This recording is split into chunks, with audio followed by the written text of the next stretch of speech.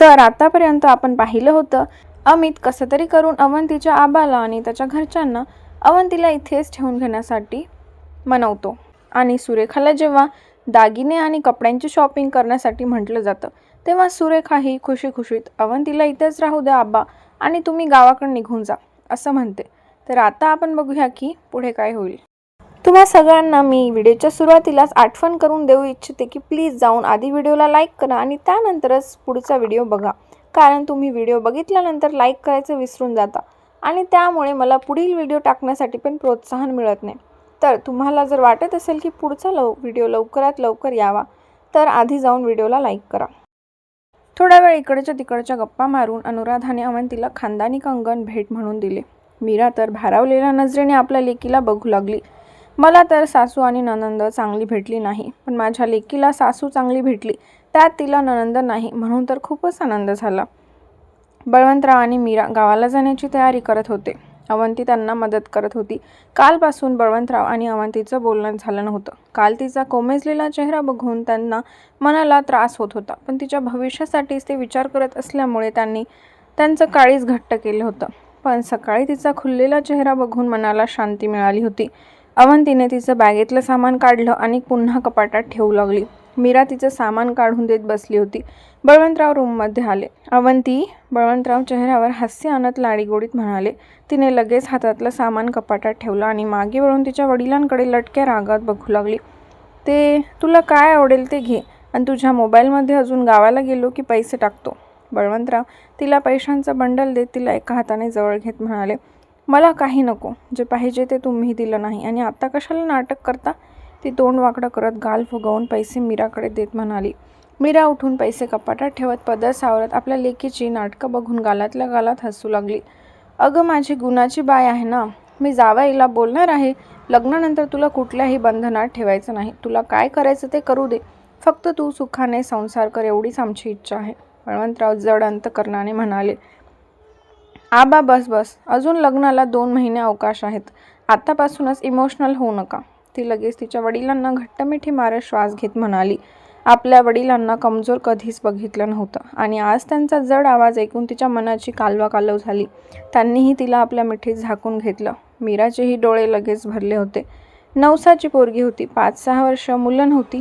त्यानंतर मूल होऊ दे म्हणून खूप देवाला जाऊन नवस मागून कुठे त्यांच्या पदरात फूल फुललं होतं. तिचा जन्म झाला आणि ते ग्रामपंचायतची निवडणूक जिंकले होते. तेव्हापासून ती त्यांची लक्ष्मी होती, म्हणून तिला कधीच नाराज करत नव्हते. तिला काय करायचं ते करू देत होते, पण फक्त आपल्या डोळ्यासमोर तिला ठेवत होते. आता तिला आपल्यापासून दूर करायचं म्हणून मन आत्तापासून झिजत जात होतं. पण जगाची रीत कोणालाच बापाला चुकली नाही. बरं माफ कर, तुझ्या विरुद्ध जाऊन आम्ही निर्णय घेतला, पण सगळं तुझ्या भल्यासाठीच घेतलं आहे. जावई बापू खूप चांगले आहेत, ते तुला तुझ्या स्वप्नांना समजून घेतील म्हणून मी पण जास्त विचार केला नाही. तरी बी तू काय काळजी करू नको, आयुष्यभर तुझा बाप तुझ्या पाठीशी भक्कम उभा आहे. बळवंतराव तिच्यापासून वेगळे होत तिला प्रेमाने समजवत म्हणाले. हां, तिने नजर खाली घेतली आणि गाल फुगवत हुंकार भरला. आधीच तुमच्या जावई बापूंनी माझं ब्रेन वॉश केलं आहे, आता तुम्ही त्याच्यावर पॉलिश करा. ती मनातल्या मनात बडबडली आणि स्वतःशीच लाजून खुदकन हसली. थोड्या वेळाने बळवंतराव आणि मीरा गावाला निघाले. अवंतीला थोडं वाईट वाटत होतं, पण नंतर कबीरच्या प्रेमाचा असर अजूनही तिच्या मनावर जास्त असल्यामुळे त्याच्या विश्वात गुंतली होती. दुपारी सुरेखा आणि ती जेवायला बसली होती तेव्हा तिने खीर खायला घेतली. दरवेळी खीर खात होती त्यावेळी वेगळी काही टेस्ट लागत नव्हती, पण आज तिला स्वतःच्या हाताची खीर वेगळीच जाणवत होती, कारण आज तिने फक्त तिच्या प्रेमासाठी ती खीर बनवली होती म्हणून त्याचा स्वाद तिच्या खिरीमध्ये उतरला होता. पण त्याने काही तारीफ केलं नाही. आता तिला आठवलं, पहाटे उठून त्याच्यासाठी तयारी केली आणि त्याने काहीच त्यावर रिप्लाय दिला नाही म्हणून मन खट्टू झालं. साधा एक मेसेज तर करायचा. दोघींचे जेवण झाल्यावर सुरेखा रूममध्ये आराम करायला गेली. आज तिला जास्तच लोड पडला होता. त्यात आज तिचा मूडसुद्धा छान होता म्हणून अवंतीशी पण चांगलं बोलणं चालू होतं. अवंती पण रूममध्ये आली आणि साहेबांना फोन केला. 2:30-3च्या दरम्यान तिने फोन लावला होता. तिला माहीत होतं तो काही तिला रात्र होईपर्यंत कॉल करणार नाही आणि आता तिला काहीच काम नसल्याने फक्त त्याची आठवण येत होती. आज पहिल्यांदा एवढ्या हक्काने तिने त्याला फोन केला होता. रिंग जात होती पण तो फोन उचलत नव्हता. तिने पुन्हा लावला तेव्हा त्याने फोन उचलला. त्याचा आवाज ऐकण्यासाठी मन अधीर झालं होतं. हॅलो. फोन उचलला नाही तर समजून जायचं मी काहीतरी कामात आहे. तो गालातल्या गालात हसत ब्लूटूथ कनेक्ट करत म्हणाला. हो सॉरी, मी ठेवू का? ती लगेच दिलगिरी व्यक्त करत म्हणाली. नको, दुसऱ्या मोबाईलवर कॉल चालू होता म्हणून रिसीव्ह केला नाही. तो बोलत तर होता पण त्याचं सगळं लक्ष समोरच्या लॅपटॉपवर होतं. त्याचबरोबर त्याची बोटेसुद्धा सरसर त्यावरून चालत होती. जेवण झालं का? नाही, सकाळचाच ब्रेकफास्ट हेवी झाला आहे. आत्ता फक्त ज्यूस घेतला, तो म्हणाला. त्यावर तिने डोळे फिरवले आणि बेडवरची उशी छातीशी कवटाळून बसली. तुम्हाला खीर आवडली नाही का? तिने तोंड वाकडं करत विचारलं. आवडली, तो हलकं हसत म्हणाला. मी विचारल्यावर तुम्ही सांगत आहात. थोडी पण तारीफ केली नाही, साधा एक मेसेज केला नाही. तुमच्यासाठी पहाटे उठून मी खीर केली, त्याचं काहीच नाही तुम्हाला, ती लटक्या रागात चिडून म्हणाली. सगळ्यांनी तारीफ केली म्हणजे छानच असणार ना, त्यात माझे एक्स्ट्रा शब्द कशाला हवे? आणि माझी तारीफ मी शब्दात व्यक्त करत नाही. त्याचं टाईप करून झालं होतं म्हणून त्याने ब्लूटूथ काढून मोबाईल कानाला लावला. मग तुम्ही तारीफ कशी करता? मला पण कळू द्या. सगळ्यांसमोर एक शब्द बोलला तर काही बिघडलं नसतं, ती थोडी हसत आणि लाजत म्हणाली. त्याच्याशी आज जरा ती जास्तच खुलून बोलत होती. हा बदल तिला स्वतःलाही जाणवला नाही, पण त्याचा आवाज ऐकल्यापासून पोटात फुलपाखरांची मैफिल जमा झाली होती. अंगावर गोड शहारा येऊन जात होता. गालावरची लज्जा आणि हसू वाढतच जात होतं. मी तारीफ काल रात्रीसारख्या गोडने करतो. तुझी इच्छा होती का मी सगळ्यांसमोर तुझी किस करून तारीफ करावी? तो मोबाईल धरलेल्या हाताचा कोपरा टेबलवर टेकवत थोड्याशा सॉफ्ट आणि रोमॅन्टिक आवाजात म्हणाला. उफ, त्याचं बोलणं ऐकून तिने डोळेच घट्ट मिटून घेतले. हातात धरलेली उशी अजूनच कवटाळून धरली. त्याच्या शब्दांनी कानात गुदगुल्या होऊन पोटात गोळा आला होता. हृदयाची आणि श्वासांची गती लगेच जलद झाली होती. नेक्स्ट टाईम तुझी तारीफ करायला मला नक्की आवडेल, तो निर्लज्जपणे हसत म्हणाला. अहो शांत बसा, काही पण बोलता, ती डोळे उघडून श्वास घेत पटकन म्हणाली. तसं तो जोरजोरात हसू लागला आणि ती वाढलेल्या श्वासांवर कंट्रोल करत तिच्या चेहऱ्यावर आलेले लज्जा मिश्रित हसू तिच्या तळहाताने झाकू लागली. खूप छान झाली होती खीर. पहिल्यांदा तुझ्या हाताची खीर खाल्ली होती, सेम तशीच टेस्ट होती, तो त्याचं हसू कंट्रोल करत प्रेमाने म्हणाला. थँक्यू, लग्न झाल्यावर मी सारखी करत जाईल, ती तिचे पांढरे शुभ्र दात दाखवत हसत म्हणाली. नो, काही खास गोष्टी खास ठेवण्यासाठी कधीतरीच कराव्या. मला जेव्हा इच्छा होईल तेव्हा तुला सांगत जाईल. दररोज दुसऱ्या गोड खीरने माझं तोंड गोड करत जाईल, तो खट्टाळ हसत किंचित भुवया आकसून म्हणाला. काय? मला सांगून ठेवा तुम्हाला काय काय आवडतं. मी तुमच्यासाठी दररोज तुमच्या आवडीचं करून ठेवत जाईल. आणि तुमचा जो इंग्लिश नाश्ता आहे ना, तो पण मी शिकेल. मला स्वयंपाकाची आवड आहे. वाटलं तर लग्नानंतर मी कुकिंग क्लास लावते, तेव्हा तुमच्या आवडीचा सगळा इंग्लिश नाश्ता जेवण सगळं शिकून घेते. 2 महिन्यात मी लग्नाची तयारी करणार का कुकिंग क्लासेस, काही कळेना. ती निरागसपणे एक्सायटेड होत बोलत जात होती आणि तिचं ऐकून त्याचे डोळेच ताट झाले. तो काय बोलत होता आणि ही कुठल्या जगात चालली होती? वेट, हे काय करायची गरज नाही. त्याच्यासाठी आपल्या घरात कुक आहेत, ते करतील. तू फक्त माझ्यावर फोकस कर, तो थोडा वैतागून हसत म्हणाला. त्यावरती गप्प झाली. त्याच्यावर काय फोकस करायचं म्हणून विचार करत होती. तुला सकाळी सकाळी गोड आवडत नाही, पण लग्नानंतर दररोज माझ्या ओठांनी तुझं तोंड गोड होईल म्हणून सवय करून घे, तो थोडा सिडेक्टिव्ह आवाजात हसत म्हणाला. त्याचं बोलणं ऐकून तिचे डोळे स्टार्ट झाले. आता त्याच्याशी बोलताना थोड्या वेळापूर्वीचं हृदय थोडं शांत झालं होतं, पण त्याच्या बोलण्याने पुन्हा तिच्या हृदयाची धडधड जोरजोरात वाढली होती. घसा कोरडा पडला होता. तिने श्वास घेत तोंडावर घट्ट हात ठेवला. हसू, लज्जा, भीती सगळ्या भावना संमिश्र झाल्या होत्या. अंगावरचे बारीक लव ताट होऊ लागले. लग्न झाल्यावर गुड मॉर्निंग माझी तुझ्या ओठांनीच होईल, तो तिला छेडत मिश्किलमध्ये हसत म्हणाला. बोलताना त्याच्याही अंगावर रोमांच उभे राहिले होते. ते आत्या बोलवते, बाय, तिने कापऱ्या थरथरत्या आवाजात बोलत फोन ठेवून दिला. AC मध्ये सुद्धा घाम आला होता, एवढी त्याच्या बोलण्याने ती तापली होती. तिने चेहऱ्यावरून हात फिरवत अवंढा गिळून घेत लाजून उशीमध्ये तोंड खुपसून घेतलं. तो हसत बंद झालेल्या फोनकडे बघू लागला. त्याची विनंती त्याला एक दिवस वेड लावणार होती. अचानक केबिनचे दार खाडकन उघडलं म्हणून त्याच्या चेहऱ्यावरचे हसरे भाव कमी करत गंभीरपणे बघू लागला. ध्रुव त्याच्याकडे रागाने बघत होता. कुणाच्याही केबिनमध्ये तू असा जातोस का, नॉक न करता? कबीर त्याला इग्नोर करत समोरची फाईल ओपन करत म्हणाला. ते सोड, तुझं लग्न ठरलं आहे ही गोष्ट मला तुझ्याकडून नाही तर दुसरीकडून कळत आहे. एक मुलगी काय तुझ्या आयुष्यात आली, मला विसरूनच गेला? ध्रुव रागाने गाल फुगवून त्याच्या समोरच्या चेअरवर बसत म्हणाला. त्याच्या बोलण्यावर कबीर जोरात हसला.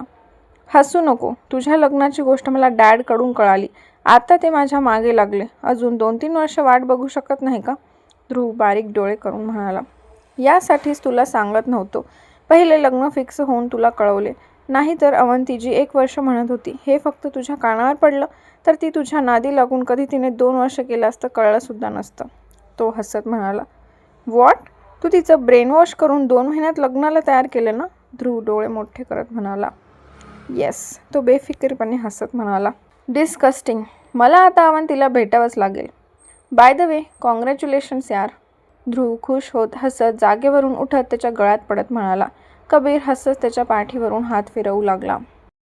थोडा वेळ बोलून ध्रुव आणि कबीर एकसाथ केबिनच्या बाहेर पडले. कबीरला मीटिंग होती म्हणून तो कॉन्फरन्स रूमकडे वळला आणि ध्रुव खाली निघाला. तो बाहेरच येत होता की त्याचं लक्ष समोर गेलं म्हणून तो थांबून निरखून बघू लागला. चेहरा ओळखीचा वाटत होता पण तिला कुठे पाहिलं ते आठवत नव्हतं. नावसुद्धा आठवत नव्हतं. हे हाय, ध्रुव ती जवळ आल्यावर म्हणाला. मंजिरी आणि तिची फ्रेंड बोलत जातच होती की त्याने तिला अडवलं. ती हाय गोंधळलेल्या नजरेने ऑकवर्ड स्माईल देत त्याला बघून म्हणाली. तिच्या सोबतची मैत्रीण ध्रुवला स्मित हास्य करून निघून गेली. त्याची सारखी चक्कर होतच होती म्हणून अख्ख्या ऑफिसला माहीतच होतं तो कबीरचा फ्रेंड आहे. तुझं नाव? हां, तू अवंतीची फ्रेंड ना? तो हनुवटीवर हात फिरवत आठवत म्हणाला. हो मंजिरी, ती गालात हसून म्हणाली. हो, आत्ता लक्षात आलं. पण तू इथे? त्याच्या चेहऱ्यावर प्रश्नार्थक स्मित आलं. 1 महिना झाले इथे जॉईन होऊन, ती गालात हसत म्हणाली. ओ, अवंतीमुळे मिळाली असेल जॉब, तो पटकन हसत म्हणाला. आणि मंजिरीच्या गालावरचं हसूच गायब झालं. तिने लगेच नजर फिरवली. सॉरी, मला तसं म्हणायचं नव्हतं, तिचा उतरलेला चेहरा बघत शांतपणे म्हणाला. इट्स ओके, अवंतीमुळेच मिळाली जॉब. पण इथे काम जमत नसले असते तर 2 दिवसात मला काढून टाकलं असतं, ती रागीट हास्य आणत म्हणाली. अवंतीमुळे जॉब मिळाली त्यामुळे आयुष्यभर तिच्यावर उपकारच होते. पण तो प्रश्न त्या दोघींमध्ये होता. त्यात तिसऱ्या अवंतीला जर सुनावत असेल तर ती सुद्धा तिच्या सेल्फ रिस्पेक्टसाठी बोलणारच होती. येस, ते सुद्धा बरोबर आहे. तुला वाईट वाटलं असेल तर पुन्हा एकदा सॉरी, त्याने गालात हसून हात पुढे केला. तिने एक नजर त्याच्यावर रागीट कटाक्ष टाकला आणि तडक पावलं टाकत तिथून निघाली. ध्रुवने दातोट खातच इकडे तिकडे बघतच हात खाली घेतला आणि तिला वळून पाहिलं. ॲटिट्यूड तर असा आहे जसं काय कंपनीची ओनर असल्यासारखा. जेव्हा जॉब पाहिजे होती तेव्हा स्वतःहून येऊन बोलत होती आणि आता जॉब मिळाली तर तू कोण आणि मी कोण? ध्रुव मनातल्या मनात बडबडत बाहेर निघून गेला. 2 दिवस कबीरला वेळ नव्हता आणि त्यालाही सोबतच यायचं होतं म्हणून 2 दिवस वाट बघावी लागणार होती. मग 2 दिवस काय करायचं म्हणून अनुराधा आणि सुरेखा वेगवेगळे कलेक्शन बघून येत होत्या. त्यामुळे अवंती त्यांच्यासोबत गेली नव्हती. घरातच राहून आराम करायचं चालू होतं. रात्र झाली की त्याच्या फोनची वाट बघत मन अधीर होत होतं. कबीरचा फोन जरा उशिराच यायचा. घरी यायलाच त्याला कधी 11-12 वाजायचे. मग त्यानंतर बोलण्यात कधी रात्र सरून जात होती, दोघांना कळत नव्हतं. नव्या नव्या नात्याची विण हळूहळू दोघांच्या मनामध्ये गुंफत होती. हळूहळू दोघेजण एकमेकांसोबत आपल्या पुढच्या भविष्याची स्वप्ने रंगवत होती. श्रावणातला पाऊस त्यांच्या सोबतीला खिडकीतून बरसत होता आणि त्यात कबीरचं रोमॅन्टिक खट्याळ बोलणं आणि तिचं त्याच्यावर खुदकन लाजणं. 2 दिवसानंतर सुद्धा त्याला वेळ नव्हता. मग अनुराधा, सुरेखा, हेमा, अवंती चौघीजणी कपड्यांची शॉपिंग करायला गेल्या होत्या. लग्नासाठी वेगवेगळ्या प्रकारचे आउटफिट्स पाहिले. हेमाने खूप वेगवेगळ्या प्रकारचे आउटफिट्स काढले होते पण तसे कपडे तिला घालायची सवय नव्हती म्हणून गोंधळून गेली होती. अनुराधा शेवटी तिची इच्छा विचारली तेव्हा तिने साड्याच घ्यायचं म्हणून सांगितलं. कारण लग्न गावात होतं म्हणून सुरेखाला सुद्धा अवंतीचे म्हणणे पटले. पण हेमाने सोडून दिलं. एंगेजमेंटसाठी हेवी वर्कची साडी, हळदीसाठी येलो कलरमध्ये सॉफ्ट साडी आणि लग्नासाठी रेशमी शालू घेतलं. रिसेप्शनसाठी कबीर स्वतः दोघे एकत्र जाऊन शॉपिंग करणार म्हणून सांगितलं होतं. त्यामुळे ते सोडून बाकी सगळी शॉपिंग झाली. दिवस सगळा साड्या, बाकीचे कपडे खरेदी करण्यातच गेला होता. पण ज्वेलरीसाठी तो येणार म्हणून तिची लगेच कळी खुलली. 3 दिवस इथे असून एकमेकांना बघणं झालं नाही. मग वर्षभर तर कधी दिसला असता नसता. कसे गेले असते ते दिवस? हे 3 दिवस तिला वर्षासारखे वाटू लागले. त्याच्याशिवाय आता काहीच गोड वाटत नव्हतं. प्रेमाची ओढ एक वेगळी जादू करून जाते असंच अवंती बाबतीत झालं होतं. आज त्याला भेटायचं म्हणून मनाची धडधड चांगलीच वाढली होती. गालावर गोड लज्जेचं हसू तिच्या सौंदर्यात चांगलीच भर पाडत होतं. 11-11:30च्या दरम्यान सुरेखा आणि अवंती ज्वेलरी शॉपमध्ये गेला. अनुराधा आधीच जाऊन बसली होती. अवंतीने पहिल्यांदाच एवढा मोठा ज्वेलरीचं शोरूम पाहिले आणि हक्काबक्का झाली होती. अँटिक ज्वेलरी आणि खड्यांनी पूर्ण शोरूम आरशासारखं चमकत होतं. ये अवंती, अनुराधा तिला हात करत म्हणाली. अवंती केस मागे सारत लाजत हसत अनुराधाजवळ जाऊन बसली. अमित, कबीर, हेमा, सुरेखा पर्समधून मोबाईल काढत म्हणाली, कारण कालच ठरलं होतं की सगळेजण जायचं आणि आता फक्त अनुराधा होती. अवंतीचा चेहराच उतरला. तिने गाल फुगवूनच त्याला मेसेज केला. त्याने पाहूनही रिप्लाय केला नाही, म्हणून कपाळावर बारीक आठ्या पडल्या. दोघे थोड्या वेळाने येतील. आणि हेमा माझ्यासोबत निघाली होती, पण तिला इमर्जन्सी कॉल आल्यामुळे तिकडच्या तिकडेच हॉस्पिटलला गेली, अनुराधा म्हणाली. सुरेखाने ओठ ताणून हसत थोडं लांब जाऊन हेमाला कॉल लावला. हॅलो. 2 ते 3 रिंगमध्ये हेमाने कॉल रिसीव्ह केला. अगं, पेशंट महत्त्वाचा होता का? दुसरं कोणीतरी बघितलं असतं ना. तुला जायची काय गरज होती का? सुरेखा हळू आवाजात ओरडत एक नजर मागे बघत म्हणाली. अनुराधाने अवंतीसमोर डिझायनर सेट ठेवल्यांपैकी एक सेट उचलला. ते बघूनच तिचा आता जीव वर खाली होत होता. सगळं तर ती लेकीसाठीच करत होती आणि तिची लेकच नाही तर डोकं आऊट झालं. मम्मी, तू अशी कशी बोलू शकते? पहिलं मला माझं काम महत्त्वाचं आहे, हेमा चिडून म्हणाली. अगं हो, पण आता इथे तुझी सासू चांगले चांगले सेट अवंतीला घेतल्यावर तुझ्यासाठी काय घेतेस? तू आली असती तर तुझ्या आवडीचा बाजूला काढून ठेवला असता ना. जरा डोकं वापर. अवंती गोड बोलून सासूला तिच्या जवळ करून घेईल आणि तू बस नंतर टाळ्या वाजवत. एवढ्या हौसेने तर तुला पण कधी दागिने घेताना बघितलं नाही आणि इथे त्या अवंतीचे लाड बघून तर माझं डोकं आऊट होत आहे. तुझ्यामुळे फक्त पोरीला सहन करते. सुरेखा चिडत हळू आवाजात बडबड करू लागली. ओ गॉड मम्मी, मॉमला मी तुझ्यापेक्षा चांगली ओळखते, कारण त्यांच्यासोबत मी 2 वर्ष राहिले आहे. त्यांना कधी माझ्यासाठी काय आवडलं तर ते मला घेऊनच येतात. अमितचंही तसंच आहे. माझी फक्त नजर त्या वस्तूवर फिरली तर ती वस्तू माझ्यासमोर दुसऱ्या क्षणी हजर असते. तू कधीच सुधारू नको. काय त्या फालतू दागिने कपड्यांमध्ये जीव अडकला आहे. ठेव फोन, मला काम आहे. हेमा बडबड करत फोन कट करते. ह्या पोरीचं काय करू? जेव्हा सगळं हातातून जाईल तेव्हा रडत बसू नको, बिनडोक. सुरेखा फोनकडे बघत मनातल्या मनात बडबडत दोघीजवळ जाऊन बसली.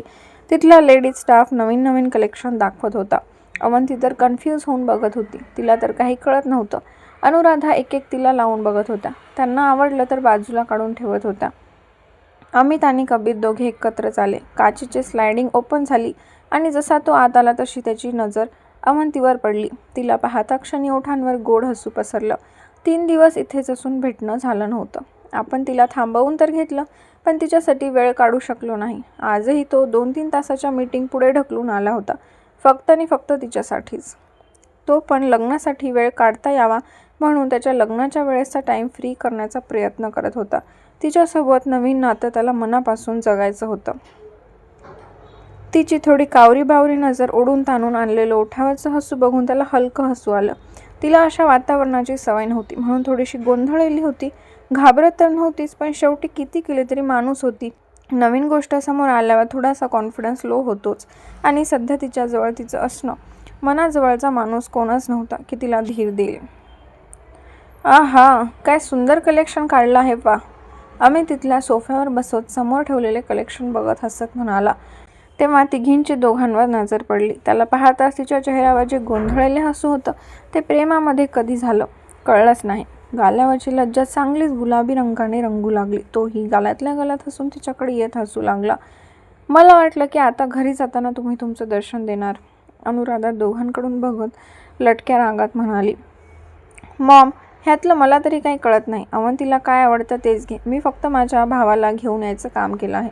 अमित समोर असलेला एक बॉक्स उचलत म्हणाला. खूप महत्त्वाचं काम केलंस, अनुराधा अवंतीजवळ उठून सिंगल चेअरवर बसत म्हणाली. तसं तो तिच्या शेजारी ऐटीत बसत एक हात तिच्या मागून सोफ्याच्या मागच्या बाजूला पसरवत निवांत रेलून बसला. अवंती लगेच मान खाली घेत अंग चोरून बसली. दोघांमध्ये 2 ते 3 फुटाचंच अंतर होतं. मागून त्याच्या हाताचा स्पर्शसुद्धा होत नव्हता, पण तरीही तिच्या अंगातून करंट पास झाल्यासारखं तिला फील होत होतं. हृदयाची धडधड हळूहळू वाढत चालली होती. उगाच गाल लाजून दुखू लागले होते. त्याचं फक्त जवळ असणंच मन आनंदाने डोलू लागलं होतं. अमित, कबीर आल्यावर ऑनरसुद्धा त्यांच्याबरोबर बसून वेगवेगळे कलेक्शनची माहिती देत दाखवू लागला. अवंती, तुला कुठला आवडला तो घे. तुझी पण चॉईस कळू दे, अमित तिच्याकडे बघत म्हणाला. अवंती त्याच्याकडे बघत विचार करत बोलतच होती की अरे अमित, तिला असे दागिने बघायची सवय नाही. खेडेगावात ते टिपिकल सोन्याचे दागिने घालायची सवय आहे आणि तिची पण चॉईस तशीच आहे. बैठकीच्या वेळेस अनुराधा, तू जे दागिने घेतले होते ना, ते बघूनच आबा आणि बहिणी बडबड करत होते. त्यांना मी किती समजावत होते, ह्या दागिन्यांची किंमत खूप जास्त आहे, पण काही ऐकायलाच तयार नव्हते. त्यांना ते दागिने खोटेच वाटत होते. सुरेखा डोक्याला हात लावत हसत दागीने बघत म्हणाली. अवंतीने ओठ घट्ट करून दीर्घ श्वास घेत मूठ आवळून धरली. आत्याचा आधीपासूनच राग येत होता आणि आता आपल्याला कमीपणा दाखवत आहे हे बघून तर तिच्या डोक्याची शीर तडतड उडू लागली. पण फक्त आपण ज्या ठिकाणी बसलो आहोत आणि आजूबाजूला माणसं बघून तिने तिच्या तोंडाला कुलूप लावलं होतं. आंटी, जी गोष्ट बघितली नाही ती त्यांना खोटीच वाटणार ना, मग त्यात हसण्यासारखं काय आहे? कबीर सुरेखावर नजर रोखत म्हणाला. अवंतीने चमकून लगेच नजर वर करून त्याच्याकडे पाहिलं तर त्याची नजर सुरेखावर तीक्ष्ण रोखलेली होती. ते बघूनच तिने थोडीशी पापण्यांची उघडझाप केली. त्याच्या बोलण्याने सुरेखाने अनुराधा सुद्धा गडबडल्या आणि एकमेकींकडे बघू लागल्या. सुरेखाला पुढे काय बोलावं काही कळेना. तर हा भाग इथे संपवूया. पुढचा भाग मी लवकरच टाकण्याचा प्रयत्न करेन. तुम्हाला हा भाग आवडला असेल तर नक्कीच व्हिडिओला लाईक करायला विसरू नका आणि चॅनलला सबस्क्राईब करायला देखील विसरू नका.